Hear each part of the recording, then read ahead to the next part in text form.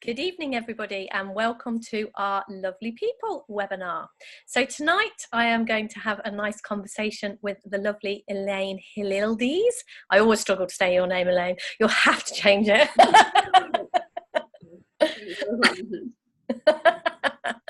So I met the lovely Elaine very early on, not long after I'd come across the principles at a training that was put on by Jamie Smart.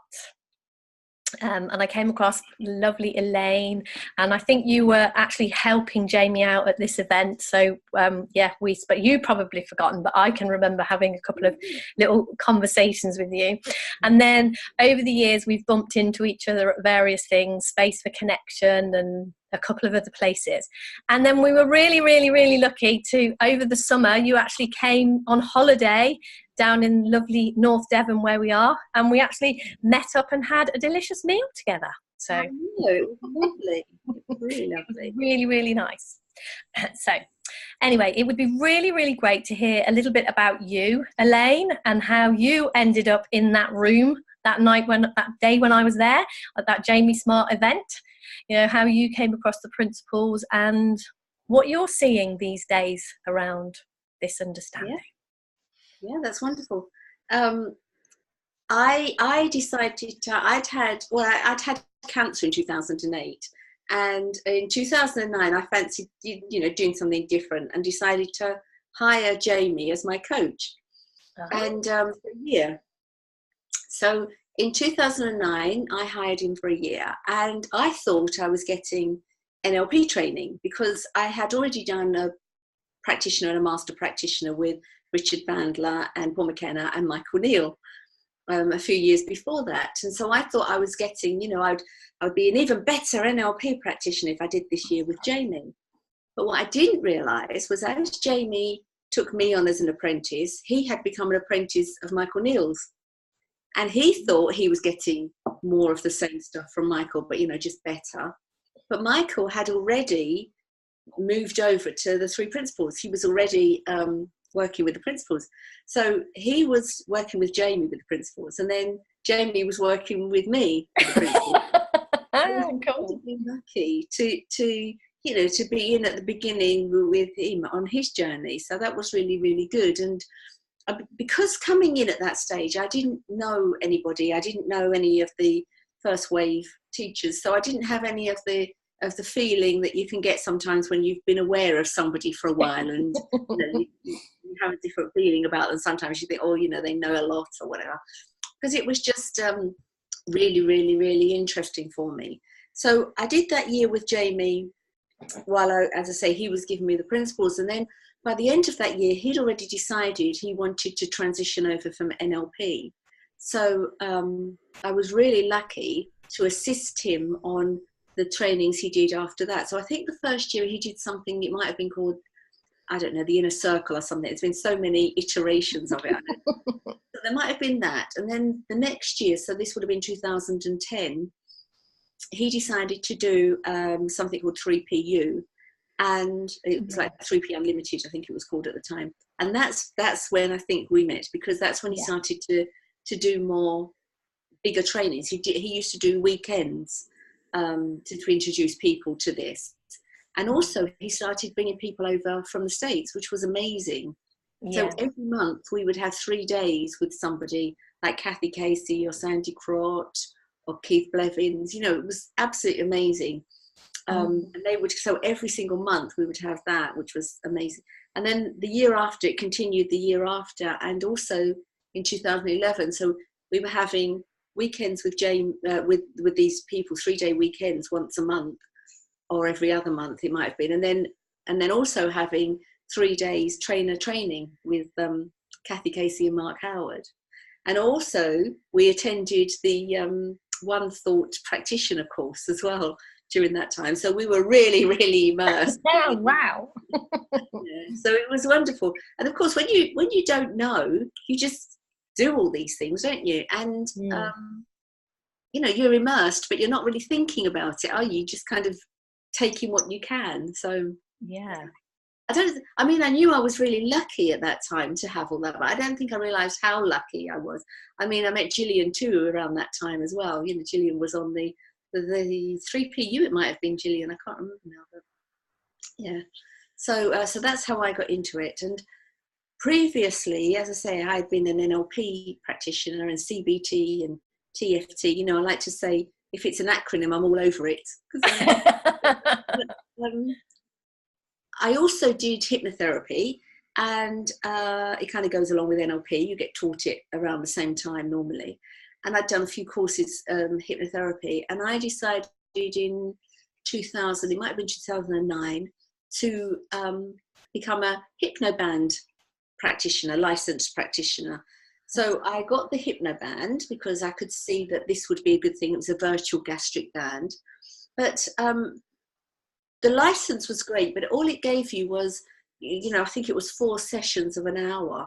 Well, I knew that there was much more to discuss, especially around weight. And so I ended up adding more and more and more until it was almost like my own program with the hypnosis added. And I could see, obviously, as I was getting into the principles, that it was nothing to do with the hypnosis. That was a really nice relaxation, but it wasn't, that's not where people felt the change. That's not what helped them to do things differently. So, and it's the same with everything that I've worked with, addiction, anxiety, all of these things. I would end up giving them a session of the principles and then tagging a bit of hypnotherapy onto the end. And then in the end, of course, I just ditch that altogether. Yeah. So that's my story. Ah, that's really, really interesting. So what would you say to somebody, you know, very often I send people who are completely new to what it is we're talking about to watch these webinars.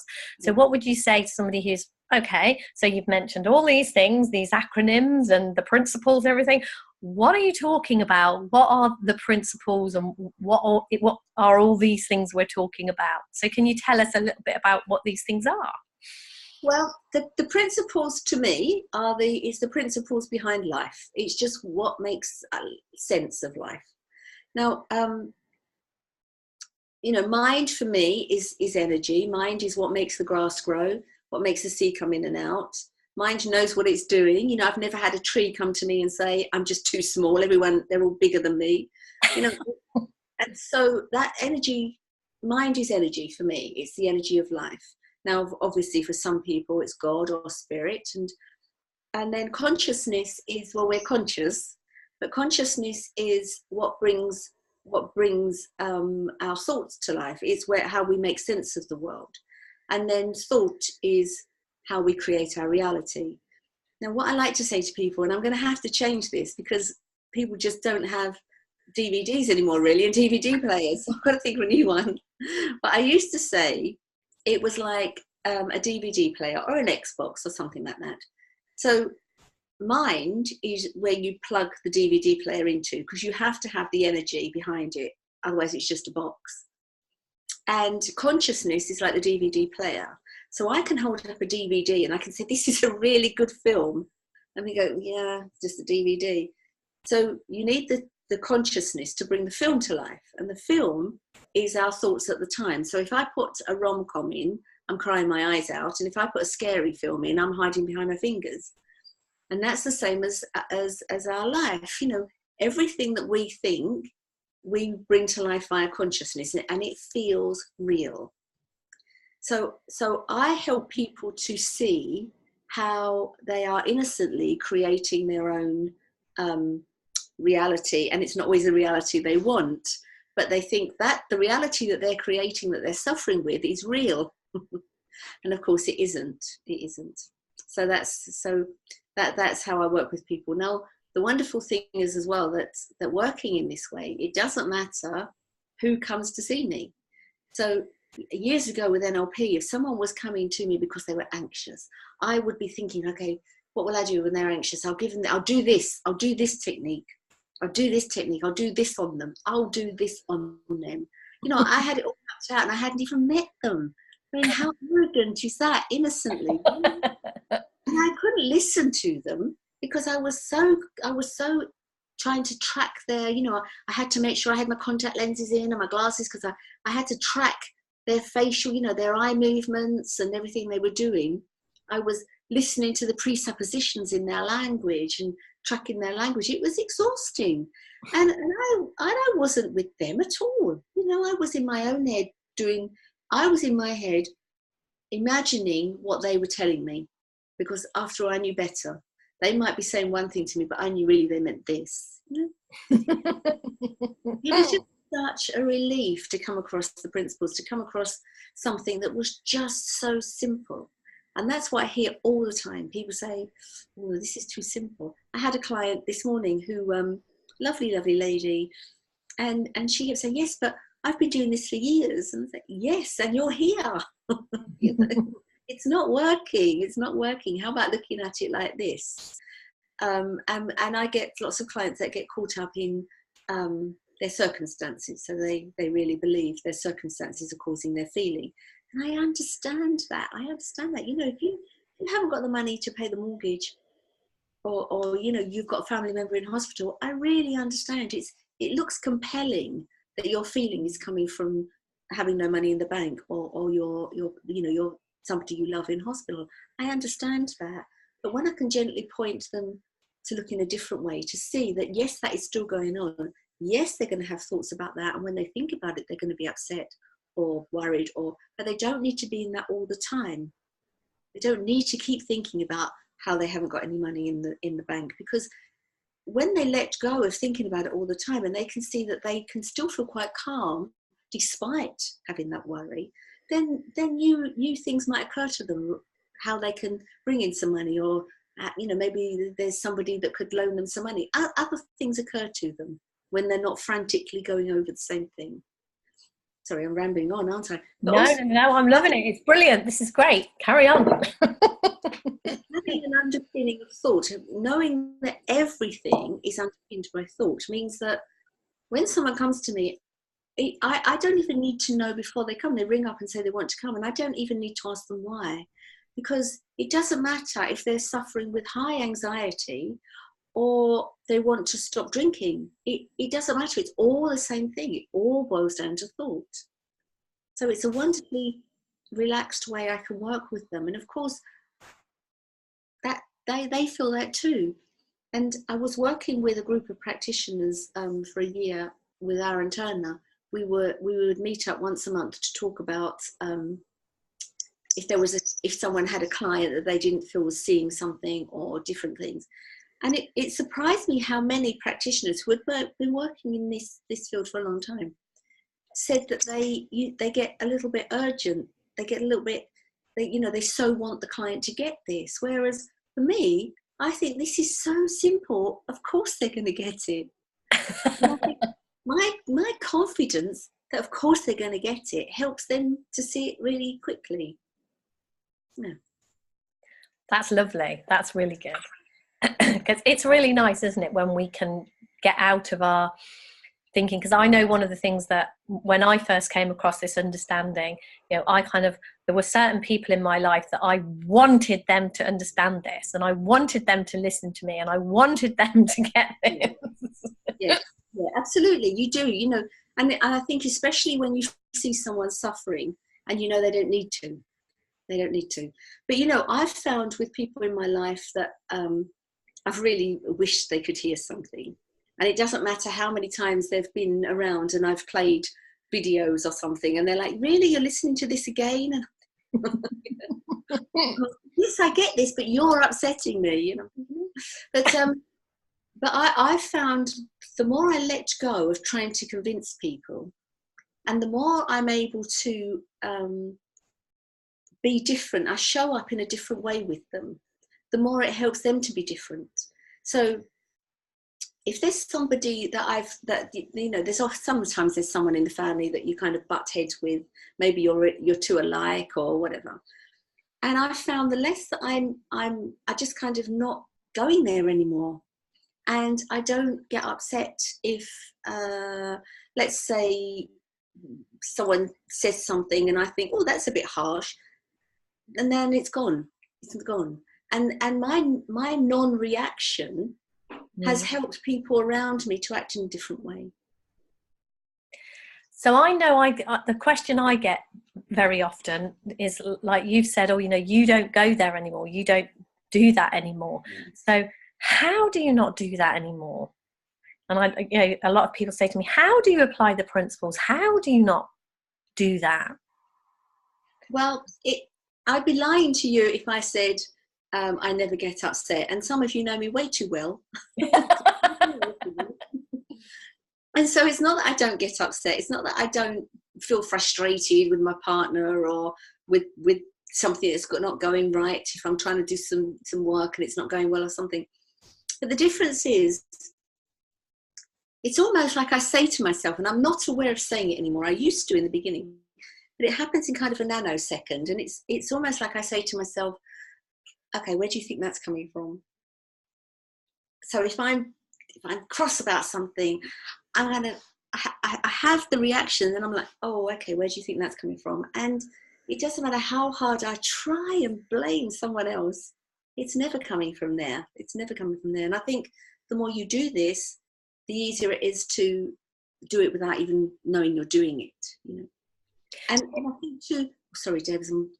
No, I was just going to say, I as I said, could be new people listening to this, and you say, where do you think this is coming from? So, if you're saying it's not coming from your circumstances or someone else, yes. Can you clarify to me where is it coming from then? Well, it can only be coming from the way I think about things.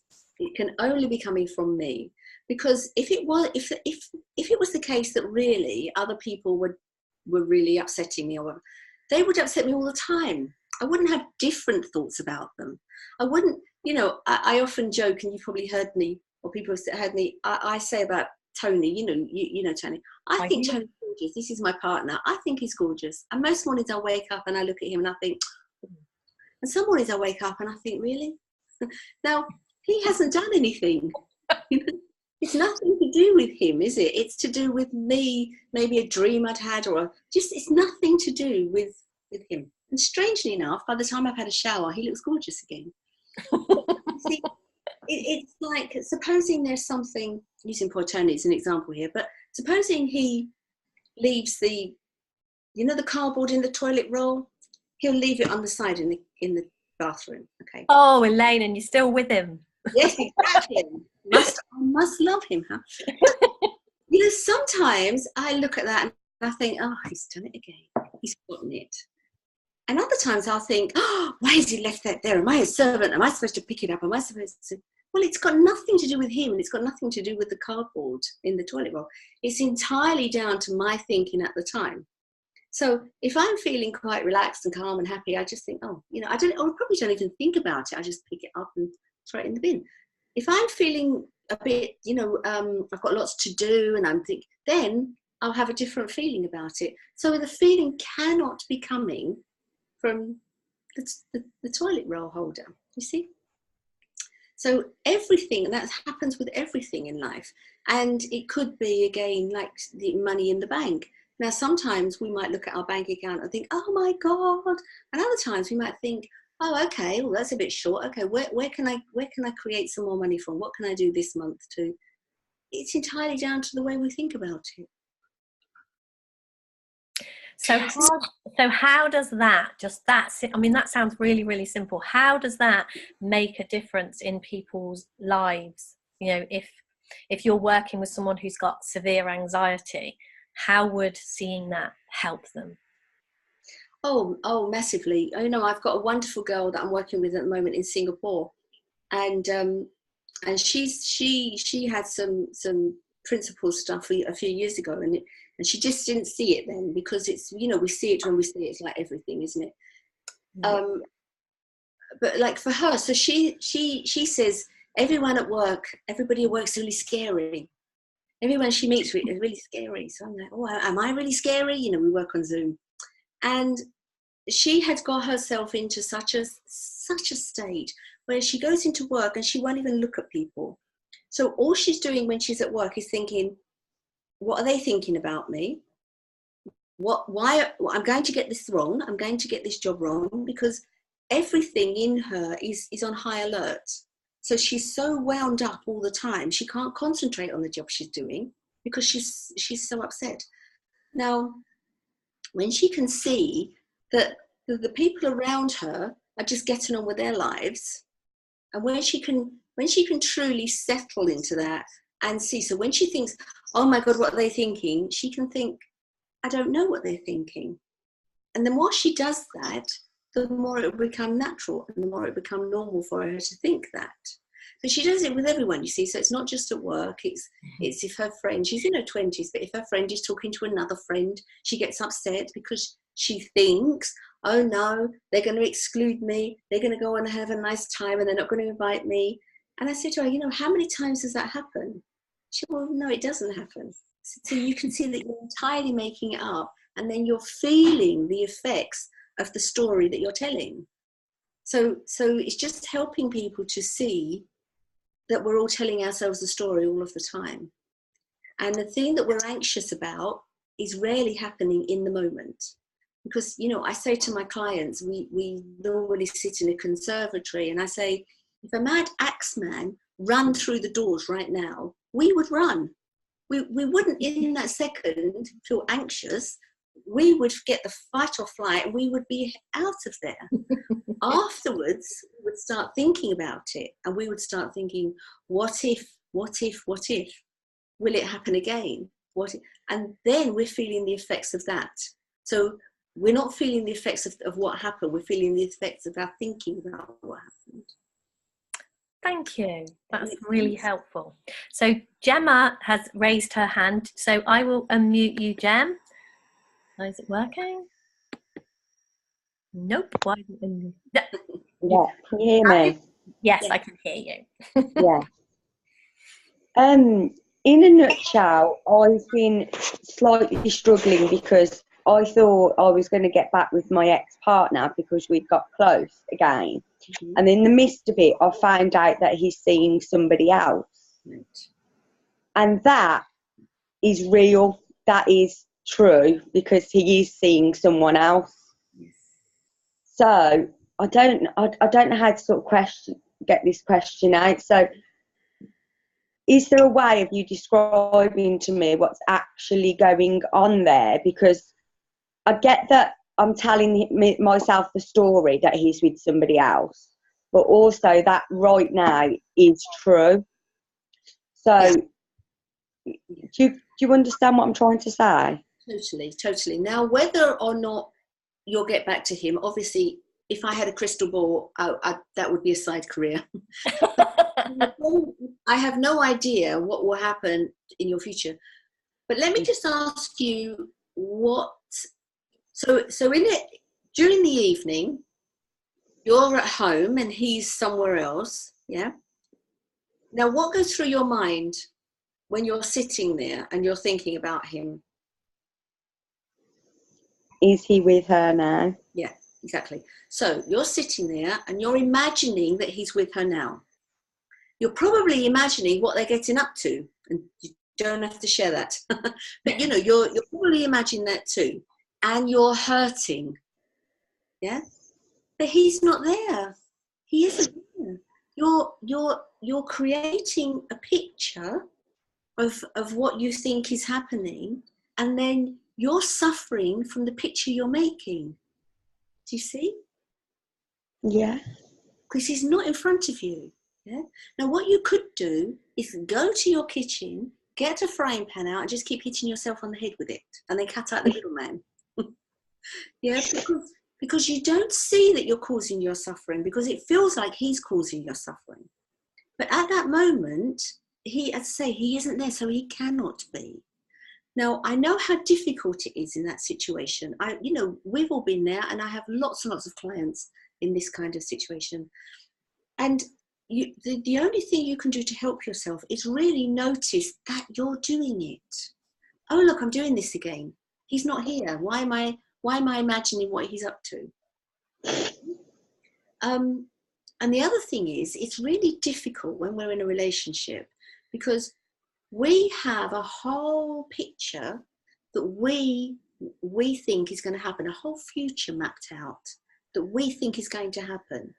We have an expectation, and then it's so difficult when when that doesn't happen the way we think it's going to. But that, when you can see again that that's a story that you're making up, that, you know, I have clients, let's say I have clients come to me. I've got actually a couple of clients at the moment who are in their 40s, lovely, lovely ladies, business women, and they're really frustrated with online dating, because what they're doing is they're talking to someone, then they're talking to someone, and then they build up this picture about the life they're going to have. And then they go on a date with this person, and there's no spark and there's no chemistry, and they're so disappointed.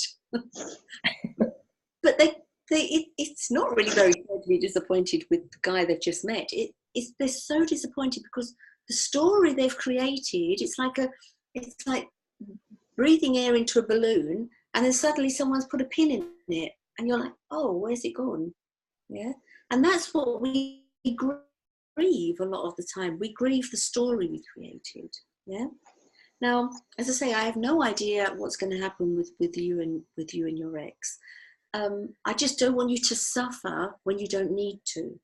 So, you know, when you the other thing too is that when you're thinking along the lines of what's he doing, and then we go into all the time, we all do it. It's not fair. It's not fair that he's doing this to me. Yeah. Whereas actually, selfishly, he's not doing anything to you. He's doing it for himself, for his own idea of what makes sense at the time. That's, you know. But we feel like it's being done to us. How could you do this to me? Yeah. Now that means the next time you speak to him, probably that's going to come out. Yeah. So then you end up getting into an argument that you thinking, how did that happen? That wasn't meant to happen. Because you're so wound up about what. Yeah. Does that make sense? Yeah. So I wish I could make it right for you. I wish I had. No, I'm very. I know you can't. I know nobody can, and that I've just got to go with the flow. But it's just that I'm going to say it's that thought that he is with somebody else. Yes. That's causing pain, but it's kind of like that thought is also true, isn't it? Because he is. Well, you don't know he is this second. He could be sitting watching Coronation Street. You know? You don't know what he's doing this second. So you're hurting yourself for nothing. Yeah? Yeah. Do you see? You know? Yeah, thank you. So just when you have that thought and you start to hurt, think, well, I don't know what he's doing. I don't know what he's doing. You know, why on earth would you want somebody else? When he could have you. Thank you. Okay. Thank you. So Tanya has raised her hand, so I will see if yes, I think I've managed to. Yeah. Have you got a question? No, I haven't. I just want to apologise for popping in late. Hi, Elaine. I didn't know this was on. I saw it on Facebook as I was rolling my eyes. My sister was in hysterics about finances. And, you know, you're trying to calm them down and you're going through Facebook at the same time. Like, ooh, I'll join that. So I just dumped my sister and came on. And I'll shut up. I would tell you, if you just dumped your sister, you weren't taking her hysterics very seriously. You know, it was awful. Do you know what? People, Elaine's my mentor, and my sister is like one of the only people that can still really get me going. Yes. And I get so irritated with her. But not enough that you didn't get dragged into her story and well, no. Rather than No, I didn't get dragged in too much. She hung up on me when I told her to pull it together. So, we can talk about that one. Yeah, it's not a big deal. She does it every time. She goes into utter hysterics and sounds like she's 4 years old, and you're just going, oh, never mind. You see, again, as you know, and you know, people in here would know, even if she's directing that at you, it's nothing to do with you. She's only talking from her own crazy mixed up thinking at the time about her situation. Yeah. And so even when somebody, this is something that's quite important, that even when somebody says you, they're actually still not talking to you. It's not personal. They're talking from their state of mind at the time. And the more that we can step away from taking things personally, the more that we are able to stay in our own whatever feeling we're in, and we're able to help them to come down. So that's yeah, I didn't get a chance. She hung up. You know, And then I called her back and she was absolutely fine again, because the financial, you know, whatever the financial nightmare was had been sorted all of a sudden. that's funny, isn't it? Now, supposing Yeah. you'd got really upset and you'd got really sucked into her story, and then she was fine and you'd still be upset. Yeah, no, totally. That's what used to happen. Yeah, it happens with all of us. Yeah, yeah. I don't spend too much time being upset with my sister anymore, Yeah. which is great. Which is nice, and it also means that you're able to be more loving towards her. Yeah, I still wish it was different though. It That will she be. didn't react this way every time to anything that stresses her, because it's in front of the kids as well. Yeah, yeah. Mm. Yeah. But you know, this is, I think, a big thing with this understanding is not taking things personally. And it's very difficult when it looks like it's, like Jenna was saying, when it looks like it's personal, because it's really not normally. Everybody acts and everybody speaks from the state of mind they're in at the time.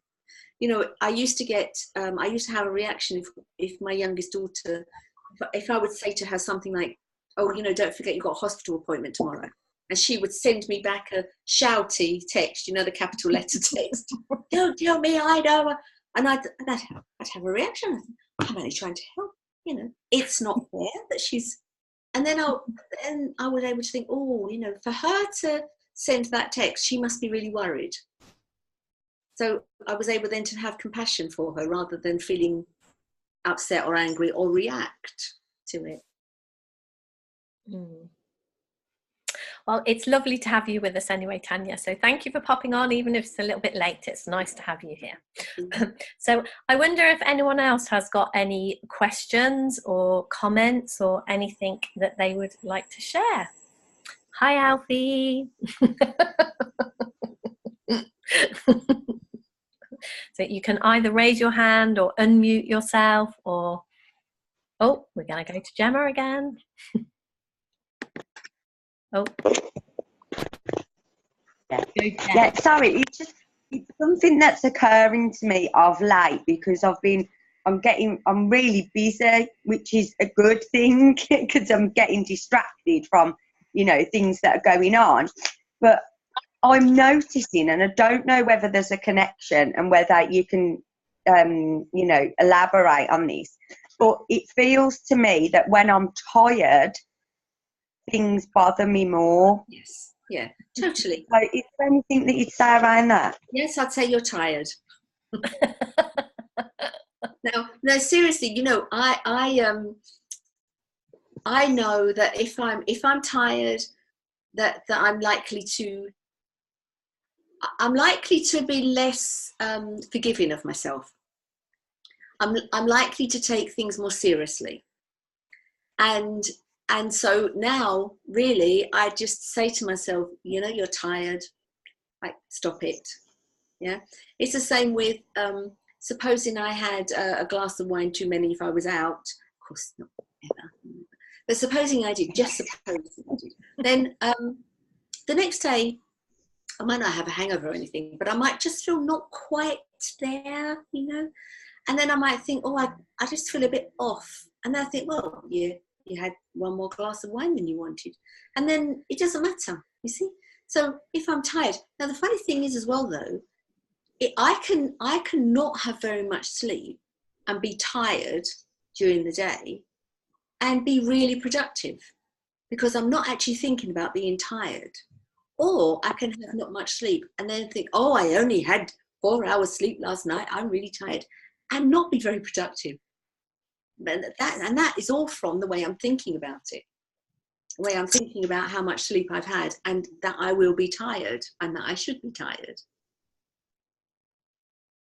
Does that make sense? I think, I think generally most of us crazy human beings are very hard on ourselves. Yes. And I think that's probably what you're doing. Okay, thank you. But it's a bit like when people say to me, they come to me and they say, "Oh, I've had this dream. What does it mean?" And I say that you had a dream. It's like, again, it's really like, let's not make any more of this. Let's not try and, create another story. Let's just say, this is what's happened. Yeah. I do think the big thing for me, one of the big, and I've only just thought of it as we're talking, is the not taking things personally. I think that's been a huge game changer for me, because I think, like many of us, I would be offended by things, and as Keith Blevin said, you can't be offended if you don't take offence. And it's just so much easier.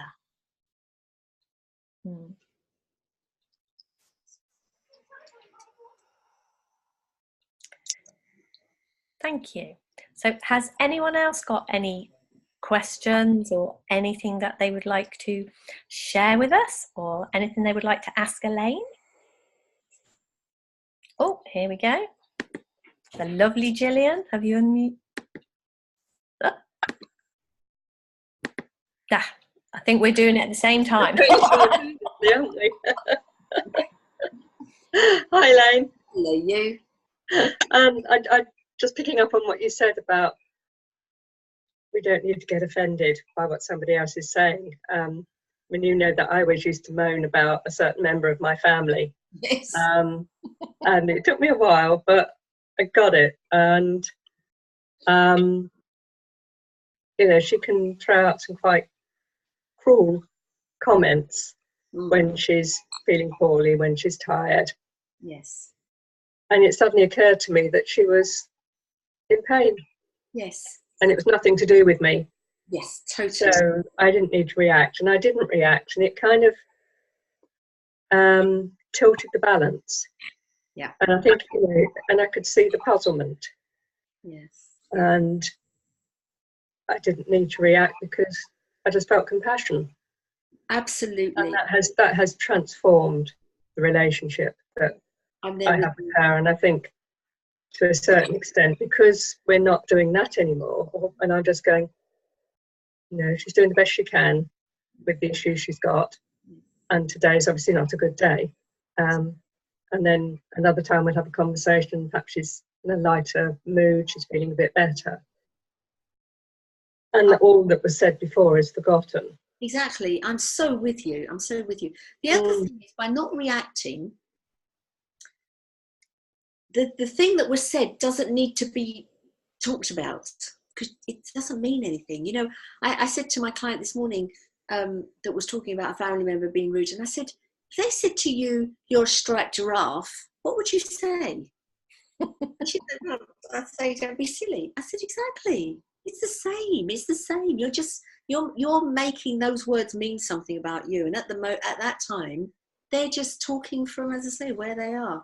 But the thing about not reacting is that if you're not reacting to something that somebody says while they're in anger or upset or pain, then it's easier for them to start talking to you again when they're calm, without you having said something, they haven't said something, this big argument that then everybody's thinking about. It just means you can just keep starting new. And I think that's a lovely way to have all relationships, to keep starting new. Yeah, and isn't it lovely that when we see it, that's available for all of us? Totally, absolutely. And I just wish, there are so many people now spreading this in schools, and it would be so wonderful to know this at a young age, and know that you don't have to believe everything that you think, and know that you don't need to take your thoughts seriously, because we do, don't we? We take them so seriously. Exactly. Sometimes. Because this one's real. Because this one means something. Yeah, we've just started going into a school local to us. I was in there today, and I often start with the question, where do you think your feelings come from? and I get 3 people to hold up pieces of card, give them 3 options, and I kind of say, do you think that your feelings come from what you're thinking in the moment? Or do you think your feelings come from things outside of you, like your parents and school, the fact you have to come to school and stuff like that? Or do you think it comes from a mixture of both? And you know what? In the times we've been going in, we've never had somebody say that their feelings come from their thinking in the moment. Most people say it's a mixture of outside things and what they're thinking, and a couple we've had say they think that it's just coming from stuff outside of them. And so then we spend the time that we're there kind of demonstrating and talking, just like we've been having this conversation, just pointing them towards those things you've been talking about, Elaine. Look, you know, do you notice that you don't always react the same way, even when the same thing happens, like your bank account or somebody saying something? And I'm sure, Gillian, when you talk about this family member, I'm sure sometimes they can say something that appears cruel and you don't notice it as much as you do at another time. And it's kind of pointing to the fact the only thing we feel is what we're thinking in that moment. Totally. And it's the misunderstanding of that causes all our suffering. It's that simple. Yeah. No. Well, I often say, you know, because I work with children, you know, parents bring their children sometimes to me, and you know, I'm always trying to point them to this. But I had somebody in the States who actually works in this field, and but one of their children was clashing with the teacher, and I was just saying to this person, you know, have you spoken to her about how you know she doesn't know what the teacher's going through? And she said, oh, that's so funny, I'd completely forgotten that an older child had a similar thing with the teacher. And she came home, she said, my teacher really doesn't like me every day. She was miserable, teacher doesn't like me. And then there was a parent evening, and this person went to the school, and the teacher said, oh my God, I so love your daughter. And she said, oh, I absolutely love her daughter. She's so funny. She's so nice. And she said, so when the woman went back and reported this to her daughter, who's now much older, she was like, no. But then, of course, it shifted something, because then she started to look at the teacher differently. And actually, they moved states, and this girl and the teacher still write to each other. And she said, oh, you know, how did I not remember that with this child? You know, just to help her see that if the teacher is appearing to be quite mean, it's because maybe the teacher's not having a good day. You know, when you can help them to see that the experience is coming from their perception of what's going on. I wrote a blog post ages ago about what would happen if we all grew legs at puberty. I mean, could you imagine? Nobody would walk, would they? Because children fall over, they get up, you know, baby. But can you imagine? It'd be like, oh, my leg's too fat, they're too thin. I'm going to fall over, everyone's going to laugh at me. Because if we could help children to see that they don't have to judge themselves, mostly, and then others, because mostly they judge others because they judge themselves. Yeah. And if we could help them to see that they don't need to do that, and they don't need to worry about what other people are thinking about them, life would be so much easier. You know, because if you went into a group of 5-year-olds and said, who could paint me a picture, every hand would go up. But if you took the same class at 11 and said, who can paint me a picture, how many hands? Because they'd all then be mired in you know, worrying what people were going to think of them if they said they could, worrying what it was going to turn out like, worrying what people would think. Yeah. And it's a great start, you know, doing these webinars and having, because, you know, we can set an example we can show up differently. And it is those really tiny things sometimes, isn't it? Like Gillian was saying and Gemma was saying. Yeah, it's what they were saying. Exactly. And it is the tiny things, you know, we don't always recognize the change in ourselves, do we? Not always. But other people do. Other people see it. So we don't need to worry about what other people are seeing in us. We just can trust that they will see it, and they will show up differently because we're showing up differently ourselves.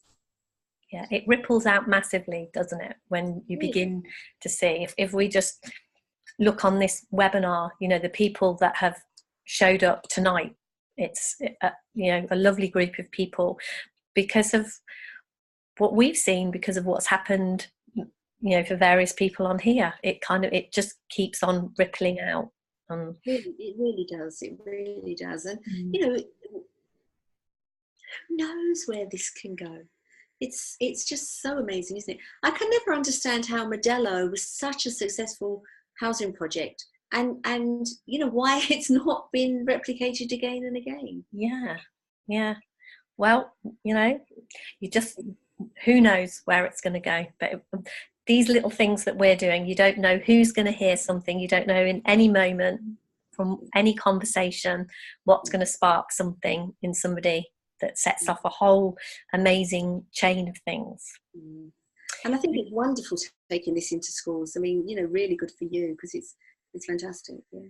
You know, sometimes when I have children, if they're a little bit, you know, they come and they're a bit shy. Although actually often the parents say they're going to be very shy, and they're not. Sometimes I do a card trick with them, because I do a card trick with the children, and I say, that looked real, didn't it? And they say, yes. And I say, you know, it's a trick. It was an illusion. And then that takes it nicely into helping them to see that most of the things that look real to them aren't just an illusion. It's a very, very compelling illusion. Believe it, aren't we? We're trained to believe that outside matters. We are, yeah. And everything is outside. That's where innocently we're brought up to believe that. But yeah, you know, things are beginning to change, so that's good. So has anyone else, what time we're kind of, we're all right, yes. So has anyone else got anything, a question or any comments or anything that they would like to share? It's been a really interesting conversation this evening.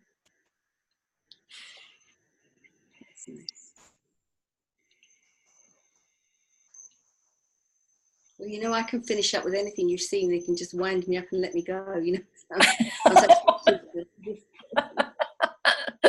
Yeah. Oh, right. Okay. So nobody's putting their hand up or saying anything. So yeah, would you like to continue and share a little bit more about what you're up to and what you're seeing? You know, what new insights have you had recently? Yeah. Yeah. I mean, all the time, you know, the thing is that it's a never ending line, isn't it? Because you see things all the time. But you know, like you're doing, like make North Devon the healthiest, mentally healthiest place, I think is fantastic. And you know, I'm going to be doing something around addiction with the people from Centered Recovery. They've asked me to set up a weekly group here under their umbrella, which I'm going to do. And Tanya is going to be taking this into South Devon, so she's going to be working with communities probably in South Devon. And I used to do a weekly workshop for those in recovery. Apparently, according to Jack Pransky, it was the first in the UK for those in recovery from addiction and mental health, etc. And the guy that I used to do the sessions for wants to start community sessions in this part of the world. So Tanya and I are going to meet up with him soon. And everything runs very slowly, we find. Eventually things happen. Yeah. So that's quite exciting. So see what we can create there as well. Yeah, I love the whole creation thing. I know we've got Terry Runyon on here tonight. Hi, Terry. We were speaking to Terry last week. She was our last week's lovely person, and she talks a lot about creation and art. Very creative, her art. Well, it's funny because Terry and I seem to be popping up together in all sorts of ways, because we were creating the impossible, and then we were on Claire Diamond's thing together the other evening. So. Yeah. We're walking in tandem, Terry. And it's definitely something we find very fascinating, this whole playing at creation. And it's such an amazing place to create from. When, as we begin to understand our mind and understand where our experience is coming from, it's a really fun place to play at creation from.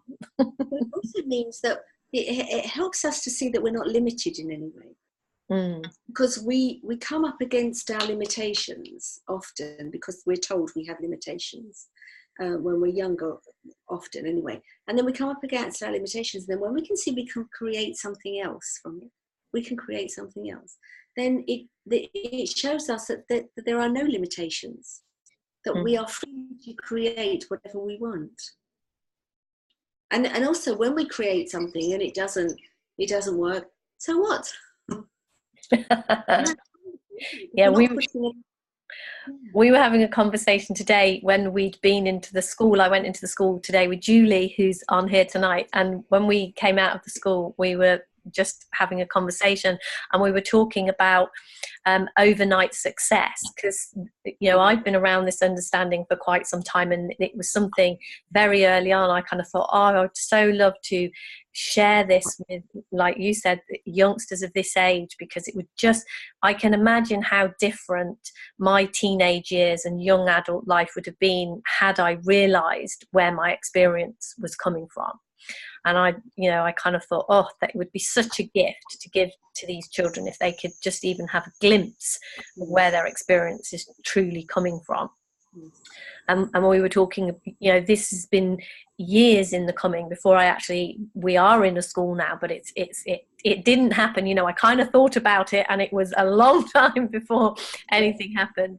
And yet it might look from the outside, like it was an overnight success, like I decided to do it and did it, but it doesn't always work that way. But the creation thing, it's always kind of just something's going on, and you can just trust and see, do you know what, something's coming of this, something's coming. And when you don't have too much on it, when you're not making it so important that it's make or break, then it doesn't matter what you try, because you can try this or you can try this, and it doesn't matter, because you, as I say, you're not making it mean anything about you. You've not failed at anything. Yeah, that's an easy one to fall into, isn't it? If we decide we're going to go into a school, and like you said, the stuff that all the stuff that's coming for you, it can be very easy if we decide that's what we're going to do. If that hasn't happened within a week or a month, or the timescale we think it should have happened, it's very easy for us to get caught up in the thinking that we failed, we're not good enough, we're not going to succeed. And then we compare ourselves to other people that it looks like they're having instant success. Yes. and then we feel upset because, they're doing it. We compare ourselves. We get, into that trap of thinking that everyone else is doing better than us. Yeah, that's a trap I have fallen into on many occasions. we now live, as you know, by the beach, and it was probably, I don't know, a year, maybe even 2 years ago, that something happened. Something happened to a family member that I now was shaken, and I felt really stirred up. And I said to Tony, she would just go for a walk on the beach. It was in the evening, and the moon was shining on the sea, and it was beautiful. And I said to Tony, if I took a picture now and I put it on Facebook and I said, moonlight walk on the beach with Tony, there would be however many people thinking, why aren't I on a moonlight beach walk? Why am I sitting here watching television? Other people are doing all the, it would look like it was a romantic, lovely, whereas really we were going out just because I just wanted to, just go out and not think about what I was thinking about, let it go. And just, but if somebody had looked at a snapshot of that, they would have had a totally different impression, because that's what we do, isn't it? We look at snapshots of other people's lives and then we compare ourselves to that. We are great storytellers. We make connections, we tell stories, and it's really, really great to do that, but it's really, really great to recognise that's what we're up to. That's the key, isn't it? Because we can't stop telling stories, can we? Everything we do is a story, but it's recognising that it is a story. So has anybody else, before we wrap up tonight, has anyone got anything that they would like to share or ask, or any comment they would like to make?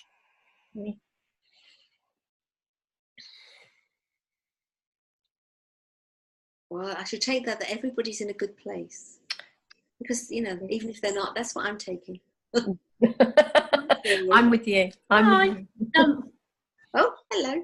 Oh, I'm just going to dive in. I just wanted to say thank you, Elaine. That was really, really nice. I really enjoyed that. And I absolutely love being reminded that our experience is created by thought. There's something so simple about that. And I really like it. So thank you. It was really, really nice. That's nice. Thank you. What she said. Thank you. So, Beck, can you tell us who is going to be our guest next week? Yes, we can. Jackie Ford is our guest next week. Lovely Jackie. So join us next week for that. Oh, so I think Erica said today, not everyone. Not everyone. I can't read it. It's gone. I think she's saying that not everyone is always in a good place. And yeah, that's absolutely true. And there wasn't trying to make of anyone that isn't in a good place at all. Because we all get it. We all dip in and out of places that don't feel good. We do, and it's very easy to do that. It is. And when we're in a place that doesn't feel good, it feels awful and it feels real. And all I would ask of you is to try not to give yourself a hard time about it. Just recognise you're in a horrible place right now. Don't analyse it. Don't dig deep and find out why you are. Don't think too much about the reasons that you think you're in a bad place. Just be kind to yourself. Thank you. So it's been a delight and a pleasure to speak to you. Oh, Erica says that's good advice. Thank you. So yeah, a very nice place to end. It's been really, really lovely catching up with you, and you'll have to come and visit us here in Devon again. And so yeah, we're going to be speaking to the lovely Jackie Ford next week. So it's always the same link for our Lovely People webinar. So if you've got the link, you are always very, very welcome to come and join at 7 o'clock on a Wednesday evening. And we just have the best people come and talk. That just the loveliest, lovely people come and have a chat to us. And we go, you know, these chats go all over the place. We talk about all sorts of anything, and you just never know when something's going to resonate and you know, cause an insight or something. So it's really, really, really good fun. Oh, thanks, Andrea. We love having you on our webinars. They're all very, very different. And if anyone ever wants to go and look at the replays of any of these, they're on my YouTube channel. I'll be uploading this one as soon as the internet allows me to. So we've got a whole back catalogue on our YouTube channel, Debra Simmons. And yeah, there's loads of really lovely, if you just want to put one on in the background and listen, and they're all completely different and yet all pointing towards the exact same thing that we've been speaking about tonight. And there's more than one person on this call tonight who's been our lovely person, so there's some really great people there. Would be really, you know, good to listen to. So if anyone is listening to this and is close enough, we have got our physical meetup tomorrow night. If you're in the North Devon area in Barnstaple, we're going to be at Roundswell Community Centre from 6:30 till 8:30 tomorrow night, having this lovely conversation in person, which is always good fun too. Is there anything else, Beck? What else am I supposed to be saying here? Have I said everything? Oh, I think you've covered it all, Deb. Good. So hopefully we will see some of you either tomorrow night or next week on our Lovely People webinar, or catch up with you at some point. It's always lovely to see these lovely faces in front of me. So thank you very much for a lovely evening, everyone. Thank you very much. Thank you, Elaine. It was brilliant. Bye-bye. Thank you very much. Bye. Take care. Bye-bye.